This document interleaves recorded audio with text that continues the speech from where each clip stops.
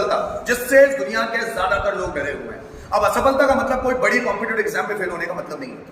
असफलता का मतलब यह नहीं है कि हम कोई बड़ी नौकरी पाना चाहते हैं उसमें फेल हो गए। असफलता का मतलब है डेली रूटीन में हर उस छोटे छोटे काम को जो हम करना चाहते हैं और हम नहीं कर पाते हैं, तो हमारे मन में जो कुंठा, जो डिप्रेशन, जो पीड़ा होती है, उसको असफलता कहते हैं। असफलता का मतलब जो आप करना चाहते हैं लेकिन नहीं कर पाते किसी भी कारण से, या आपका मन नहीं है, या आप करते हैं और फेल हो जाते हैं, या आपको करने का तरीका नहीं पता है, कोई भी कारण हो सकता है, उसको हम असफलता कहते हैं। सफलता और असफलता ये दोनों की डेफिनेशन क्या है, जरा ध्यान से समझना। सफलता का मतलब होता है ऐसा काम जो हम सोचते हैं कि हमको करना है और हम कर लेते हैं, दैट इज सफलता। ऐसा काम जो हम सोचते हैं कि हमको करना है और हम नहीं कर पाते हैं, दैट इज असफलता। आपकी जिंदगी में भी ऐसे बहुत सारे काम आएंगे, बहुत सारे टास्क। कोई टीचर देगा, कभी माँ बाप देंगे, कभी आसपास के लोग देंगे, कभी आप किसी कॉम्पिटिटिव कोचिंग की तैयारी करेंगे, कभी किसी नौकरी की तैयारी करेंगे, या कुछ और कुछ करेंगे। तो वहां पर भी ऐसा होगा कि आप चाहते होंगे उस काम को करना, लेकिन किसी वजह से नहीं कर पाएंगे, किसी भी वजह से, तो आप अपने आप को असफल महसूस करने लगेंगे, आपको पीड़ा होगी, अवसाद से गिरेंगे।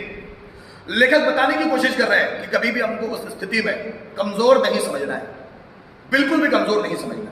लेकिन इस टॉपिक को मैं गहराई से समझाऊं इसके पहले आपसे कुछ प्रश्न पूछना चाहता हूं। कुछ प्रश्न। किसी भी व्यक्ति को असफल बनाने के लिए कौन जिम्मेदार होता है, दूसरे कि वो खुद? कोई अवसर का लाभ नहीं उठा पाता है, इसकी जिम्मेदारी किसकी है, दूसरों की या इसकी खुद की? कोई योग्यता होते हुए भी सामान्य जिंदगी जी रहा है, ये गलती किसकी है, दूसरों की कि खुद की? खुद की।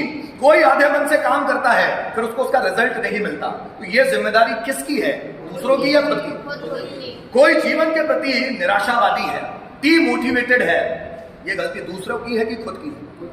खुद की। यदि कोई हाथ पर हाथ रखे भाग्य के भरोसे बैठा हुआ है कि समय आएगा तो मिल जाएगा, मुझे क्या करने की जरूरत है, मिल जाएगा सब ऑटोमेटिक, और उसे नहीं मिल पाता है, तो गलती भाग्य की है कि खुद की?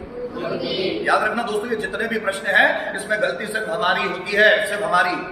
अगर हम में कोई काम करने का दम नहीं है, निराशा ज्यादा है जिंदगी में, हम खुद को डिमोटिवेट महसूस करते हैं, अगर हम लोग खुद को डिप्रेस्ड महसूस करते हैं, अगर हमारा कॉन्फिडेंस कम होता है, तो उसकी वजह आसपास की सिचुएशन, समाज, परिवार कोई नहीं है, हम खुद हैं। हम जैसा खुद को समझते हैं वैसे ही हम होते हैं। जेम्स एलन की एक बुक है, जैसा आप सोचते वैसा बन जाते हैं, as a man thinketh. James Allen करके एक राइटर है, उनके बुक है as a man thinketh. जैसा व्यक्ति सोचता है, जैसा आप सोचते हो वैसे ही आप बनते हो। अगर आपने खुद को डिमोटिवेट मान लिया तो आप बन जाएंगे। अगर आपने अपने आप को असफल मान लिया तो आप बन जाएंगे। अगर आपने अपने आप को कमजोर माना तो आप बन जाएंगे। क्योंकि हेनरी फोर्ड भी कहते हैं, आप जो कर सकते हो और आप मानते हो कि कर सकते हो तो आप कर सकते हो, आप मानते हो नहीं कर सकते हो तो नहीं कर सकते। इस दुनिया में अगर आप सीखना चाहते हो तो टीचर कैसा भी आ जाए, किताब कैसी भी आ जाए, सिचुएशन कैसी भी आ जाए, कॉन्सेप्ट कैसी भी आ जाए, आप उसको सॉल्व कर लेंगे, क्योंकि आप सीखना चाहते हैं। और अगर आप नहीं सीखना चाहते तो ब्रह्मा जी भी उतर के आ जाए, सरस्वती माता आ जाए पढ़ाने के लिए आपको साक्षात, तो भी आप सीख नहीं पाएंगे। पर सीखने के लिए किसी टीचर की जरूरत नहीं है, सीखने के लिए हौसले की जरूरत है और एक मजबूत मन की जरूरत है। जिस इंसान का हौसला मजबूत है, मजबूत मन है उसके पास, उसको किसी और की जरूरत नहीं पड़ती। जरूरत ही तब पड़ती है जब वो कमजोर होता है। वो कमजोर होता है तो उसको जरूरत होती है।